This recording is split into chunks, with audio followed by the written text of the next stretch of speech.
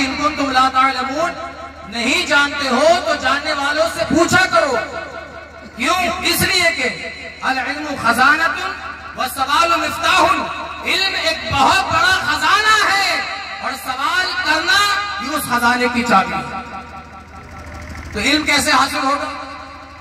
شرما کے، خرافات کر کے نہیں، بلکہ سنیے اللہ نے ہمارے بیچ میں جو قرہ پیدا کیے، جو حفاظ پیدا کیے، جو علماء کرام پیدا کیے، جو مدرسے میں ایک سے بہترین قاری پیدا کیے، جو مدرسے میں علماء پیدا کیے، ان کے پاس میں جایا کرو، زانوئے ادب طے کیا کرو، اور جو بھی بات نہیں آتی ہے بغیر شرمائے اس بات کو پوچھا کرو.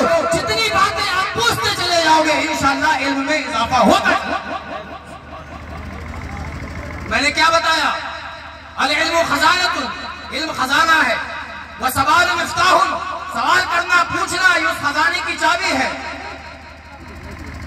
تو علم کیسے حاصل ہوگا؟ یہ جو علم علماء کرام درسگاہوں بیٹھ کر کے پڑھاتے ہیں، ان کے پاس میں پڑھنے والے ہم جیسے طالبان علوم نفسیہ بچے درس نظامی پڑھنے والے، حفظ قرآن کی تکبیر کرنے والے کیا کرتے ہیں؟ حضرت ہم یہ نہیں آتا ہے یہ بتائیے، یہ نہیں آتا ہے یہ بتائیے، اور چند ہی دن گزرتے ہیں کہ وہ مسئلہ ارشاد پر بیٹھتے ہیں. اب دوسرے بچے ان سے سوال کرتے ہیں حضرت ہم یہ نہیں آتا ہے آپ. تو آپ کی بھی ڈیوٹی کیا ہے؟ پوچھنا، سوال کرنا. سوال کرنا بہتر ہے اس بات سے کہ بغیر سوال کیے بندہ جاہل رہ جائے.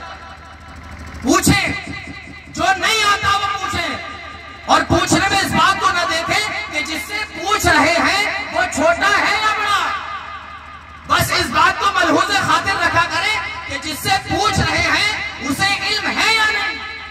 اور اگر پتہ لگ جائے کہ علم ہے تو مت شرمانا کہ چھوٹا ہے یا بڑا، بلکہ جتنا مرضی ہو سکے اس سے پوچھو. جتنا آپ پوچھتے چلے جاؤ گے انشاءاللہ ایک دن آئے گا کہ دین کی باتوں کا زیادہ سے زیادہ ذخیرہ آپ کے پاس میں اکٹھا ہوگا.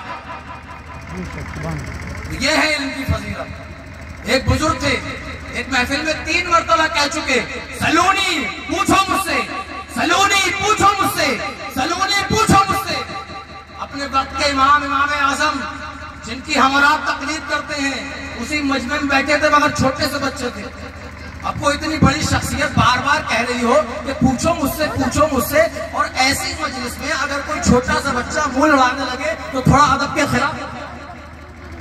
مگر امام اعظم نے خود تو پوچھنا مناسب نہیں سمجھا، مگر ان کی بغل میں جو چچا میاں بیٹھے تھے ان سے کہا کہ یہ میرے 3 سوال ہیں، جا کر کے ذرا پوچھو. تو کون پوچھوا رہے ہیں؟ امام اعظم. کون سی عمر میں؟ چھوٹی سی عمر میں. چچا میاں نے کہا ٹھیک ہے حضرت لکھ کر کے دیں. لکھ کر کے لے گئے اور کہا حضرت آپ کیا فرما رہے ہیں؟ تو بزرگ کہنے لگے میں کہہ رہا ہوں سلونی پوچھو مجھ سے، جو پوچھنا چاہتے ہو پوچھو مجھ سے. امام اعظم کے رقم کردہ وہ 2 سوال چچا میاں لے کر کے گئے اور کہا حضرت میرے بھی 2 سوال ہیں، ذرا حل فرما دیں. بزرگ نے کہا جی بتائیے کیا ہے. تو چچا میاں نے کہا حضرت یہ بتائیے کہ جب حضرت سلیمان علیہ السلام کا لشکر جا رہا تھا اور جس چیوٹی نے کہا تھا چیوٹیوں اپنے اپنے سراغوں میں گھس جاؤ، کہیں ایسا نہ ہو کہ عالم بے خیالی میں سلیمان علیہ السلام کا لشکر تمہیں رونگتا ہوا نکل جائے اے چیوٹیوں. تو چچا میاں نے کہا حضرت مجھے یہ بتائیے کہ وہ ساری چیوٹیوں کو متنبع کرنے والی چیوٹی نر تھی یا مادہ؟ کیا تھی؟ نر تھی یا مادہ؟ بزرگ نے کہا دوسرا سوال. آخری بات بزرگ نے کہا دوسرا سوال. کہا دوسرا سوال یہ ہے جو پوچھوایا گیا ہے. کہا حضرت دوسرا سوال یہ ہے ہمیں یہ بتائیے کہ ہمارے سر میں جو بال ہیں وہ جفت ہیں یا طاق؟ جفت کا مطلب ہوتا ہے جوڑا جوڑا اور طاق کا مطلب ہوتا ہے جو 2 سے پھٹ نہ سکے. حضرت ہمیں یہ بتائیے کہ ہمارے سر میں جو بال ہیں وہ جوڑا جوڑا ہے یا آخر میں کوئی ایسا بال بچے گا جا کر کے جس کا کوئی جوڑا نہ ہو؟ تو یہ 2 سوال پوچھے تو وہ ادھر ادھر دیکھنے لگے اور چچا میاں سے بولے یہ سوال تمہارے ہی ہیں یا کوئی پوچھوا رہا ہے؟ بڑے سیدھے سچے لوگ تھے اس زمانے کے. آج کا کوئی ہوتا تو تھوڑی سی زہریلی مسکراہٹ لبوں کے لائے کہتا ہے ہاں اپنا ہی ہے، اتنا سکت تو میں پوچھ سکوں. لیکن بڑے سیدھے سچے پکے کہنے لگے حضرت میرے سوال نہیں ہے مگر مجلس میں چھوٹا سارا بچہ بیٹھا ہوا ہے اس نے یہ 2 سوال کروائے ہیں. جیسے بزرگ نے کہا بچہ وہ بیٹھا ہے حضرت امام اعظم کو پاس میں بلاتے ہیں بزرگ اور کہتے ہیں بیٹا تم نے جو 2 سوال کروائے ہیں اس کا جواب تمہیں پتا ہے؟ امام اعظم نے کہا جی بالکل میں جانتا ہوں.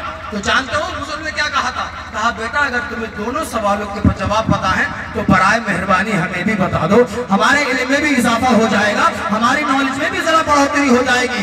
अल्लाह अकबर। इमाम आज़म 55 की उम्र में फरमाते हैं, पहले सवाल का जवाब ये है कि जब हजरत सुलेमान अलैहिस्सलाम का लश्कर आ रहा था और जिस चूंटी ने कहा था अरे चूंटियों अपने सुरागे में घुस जाओ, कहीं ऐसा ना हो कि आलम बेखयाली में सुलेमान अलैहिस्सलाम का लश्कर तुम्हें रौंदता हुआ निकल जाए, तो हजरत वो सारे चूंटियों को अलार्म देने वाली चूंटी मादा थी, नर नहीं थी। बुजुर्ग ने पूछा दलील, तो कहा साहब दलील कुरान में मौजूद है। अल्लाह ने कुरान में फरमाया कालत नमला। ये उलमाए कराम का मसला ये समझेंगे बेहतर तरीके से। अगर मर्द के लिए बोला जाता है अरबी में तो बोलते हैं काला, और औरत के लिए बोला जाता है तो बोलते हैं कालत। इसी तरीके से अगर चूंटी के लिए होता तो होता काला, और अगर चूंटी मादा के लिए तो है कालत। इमाम आज़म ने फरमाया कि कुरान में काला नहीं आया है बल्कि कालत आया है, इसलिए मैं कहता हूँ कि वो चूंटी नर नहीं बल्कि मादा थी। अल्लाह अकबर। आखिरी बात सुन ले, अल्लाह अकबर। इमाम आज़म 55 की उम्र में फरमाया